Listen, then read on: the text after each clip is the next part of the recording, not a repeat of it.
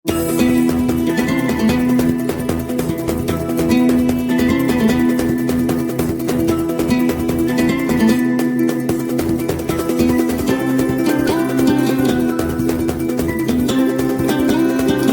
اللہ الرحمن الرحیم۔ السلام علیکم ناظرین اکرام، میں ہوں شاہد محمود ناصر اور آپ دیکھ رہے ہیں میرا فیس بک اور یوٹیوب چینل۔ ناظرین اکرام، آج ڈالر نے ایک بہت اونچی اڑان بھری ہے اور 25 روپے اضافے کے ساتھ آج ڈالر تقریباً 260 روپے کے قریب پہنچ چکا ہے۔ پاکستان کی معیشت کا دیوالیہ تو پہلے ہی نکلا ہوا تھا، لیکن آج ڈالر کی اس اڑان نے پاکستان کی معیشت کو زمین بوس کر دیا ہے۔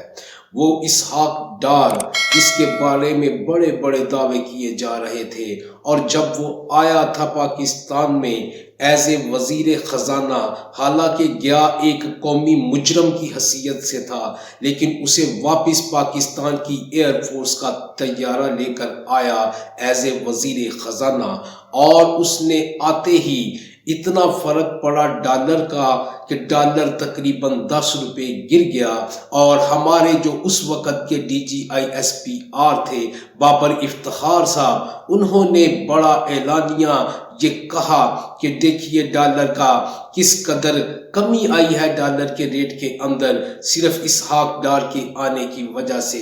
آج وہ بابر افتخار مزے لے رہا ہے کسی کور کمانڈر کی سیٹ پر بیٹھ کر، اور پاکستان کو اس وقت جس مصیبت میں ڈال دیا ہے ان لوگوں نے، وہ پاکستان ہی جانتا ہے۔ ناظرین کرام، 3 دن کے اندر ڈالر تقریباً 30 روپے اضافے کے ساتھ 260 کے قریب پہنچ چکا ہے، اور پاکستان کے قرض میں ان 3 دنوں کے اندر 2500 ارب روپے کا اضافہ ہو چکا ہے۔ یعنی پاکستان کا قرضہ آٹومیٹکلی صرف ڈالر کے بڑھنے کی وجہ سے 2500 ارب اضافہ ہو گیا ہے پاکستان کے قرض کے اندر۔ ناظرین کرام، فواد چودھری کو کل عدالت میں پیش کیا جائے گا۔ 2 دن کا جسمانی ریمانڈ دیا گیا تھا عدالت کی طرف سے۔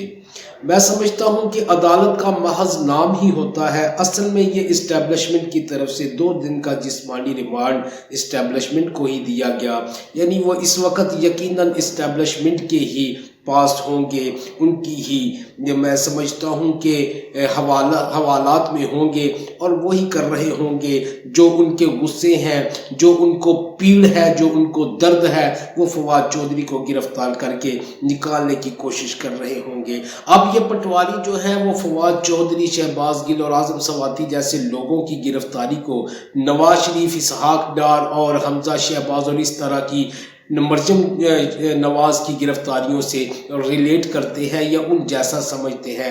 وہ تو چور تھے، ڈاکو تھے، بگوڑے جو بھاگ گئے ہیں اس ملک کے اندر سے، وہ چور تھے، انہوں نے پاکستان کے غریب عوام کا پیسہ لوٹا تھا۔ یاد رکھیے، یہ لوگ چور، ڈاکو اور سرٹیفائیڈ چور ہیں، ان کے اوپر فرد جرم عائد ہو چکے ہیں۔ صرف شہباز اور حمزہ بچ گئے تھے، اور ان کو ہماری اسٹیبلشمنٹ میں بچا لیا، اور ان کو پھر نوازا گیا، وزیر اعظم بنایا گیا، اور ایک کو وزیر اعلیٰ بنایا گیا۔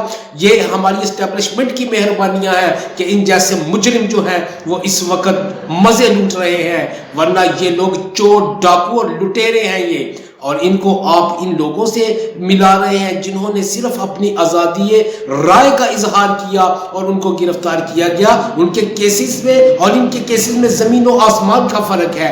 یہ باتیں کرنے والے جاہلوں کی بستی میں رہتے ہیں، ان کو یہ تک علم نہیں کہ ان کے جرم اور ان کے جرم کیا ہیں، اور وہ کس جرم میں گرفتار ہوئے اور وہ کس جرم میں گرفتار ہوئے۔ یہ تو فخر کی بات ہے کہ آپ اپنے اظہار کرتے ہیں اور بنا کسی ڈر کے کرتے ہیں۔ آپ لوگ ان چوروں کا دفاع کر رہے ہیں، ان ڈاکوؤں لٹیروں کا دفاع کر رہے ہیں جو پاکستان کا پیسہ لوٹ کر یہاں سے بھاگے اور پاکستان کو اندھیروں میں انہوں نے ڈال دیا۔ ناظرین اکرام، چونکہ اب ان کا جو ٹارگٹ ہے وہ یہ ہے کہ پی ٹی آئی کے زیادہ سے زیادہ لوگوں کو گرفتار کیا جائے جو رہنما ہیں بڑے، ان میں سے آج رات شیخ رشید کی گرفتاری متوقع ہے۔ شیخ رشید کو گرفتار کرنے کی کوشش کی جائے گی اور یہ بڑی مصدقہ اطلاع ہے۔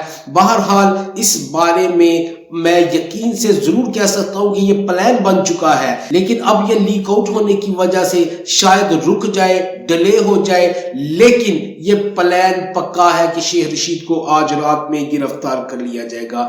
ڈالر کی اضافے کی وجہ سے اب پاکستان کے اندر جو دوائیاں ہیں، جو آپ کے مرنے والے مریضوں کے لیے ضروری ہوتی ہیں، وہ دوائیاں بھی اب آپ کو میسر نہیں آئیں گی۔ صرف چند دنوں کا وقفہ رہ گیا ہے، چند دنوں کے بعد یہ سہولتیں آپ کو میسر نہیں ہوں گی، دوائیاں آپ کو میسر نہیں ہوں گی۔ آپ انتظار کیجئے، میں نے پہلے بھی آپ سے کہا تھا کہ آپ تب تیار ہوں گے لڑنے کے لیے، نکلنے کے لیے، احتجاج کرنے کے لیے جب آپ کے پاس کھانے کو بھی کچھ نہیں ہوگا۔ وہ وقت آپ گزار آئے، اب وہ وقت عنقریب آ رہا ہے جب آپ کے پاس کھانے کے لیے کچھ نہیں ہوگا اور احتجاج کے سوا آپ کے پاس کوئی راستہ نہیں ہوگا۔ لیکن اب بھی آپ گھروں میں بیٹھے ہوئے ہیں اور مجھے لگتا ہے کہ تب تک آپ گھروں میں بیٹھے رہیں گے جب تک آپ کا آخری نوالا ختم نہیں ہو جاتا۔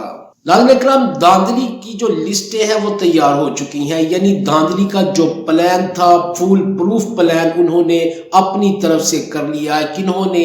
آپ کو بھی پتا ہے، آپ سمجھتے ہیں کہ وہ کون لوگ ہیں جو پچھلے 75 سالوں سے پاکستان کے اندر دھاندلی کرتے آ رہے ہیں اور لوگوں کو جتوا رہے ہیں، لوگوں کو ہروا رہے ہیں، جو سارے فیصلے وہی کرتے ہیں۔ وہ اب یہ لسٹیں تیار کر کے بیٹھ چکے ہیں اور الیکشن میں کس طرح دھاندلی ہوگی وہ سب کچھ وہ تیار کر کے بیٹھے ہوئے ہیں۔ اب اس کا حل کیا ہے؟ اس کا حل یہ ہے، اور عمران خان نے اپنے لوگوں کی ڈیوٹیاں بھی لگا دی ہیں کہ آپ نے کس طرح ڈور بائی ڈور جا کے لوگوں کو ووٹ کے لیے نکالنا ہے۔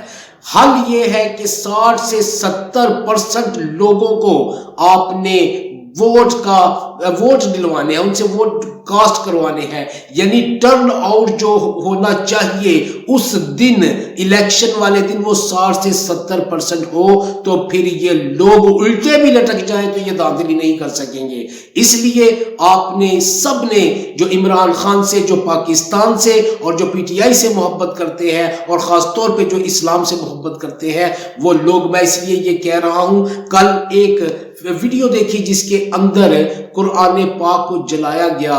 وہ بغیرت جو اکثر قرآن پاک کو جلایا کرتا ہے، اس نے جب یہ قرآن پاک جلایا تو اس سے پہلے اس نے کچھ باتیں کی، جس میں ایک بات اس نے یہ کی، وہ بندہ ہم نے نکلوا دیا ہے جو اسلام کے لیے اور قرآن کے لیے بولتا تھا، اب تم ہمارا کچھ بھی نہیں بگاڑ سکتے، لو ہم قرآن کو جلا رہے ہیں، نعوذ باللہ۔ اور اس نے قرآن پاک کو آگ لگا دی۔ خدا کے لیے، خدا کے لیے، اسلام کی خاطر ہی صحیح اس انسان کا ساتھ دیجئے، باہر نکلیے، اپنا فرض ادا کیجئے، پاکستان کو بچائیے، اسلام کو بچائیے، قرآن کو بچائیے۔ ناظرین کرام، اگلی ویڈیو میں نئی خبروں کے ساتھ دوبارہ حاضر ہوتا ہوں، تب تک کے لیے اللہ حافظ، ناصر، پاکستان زندہ باد۔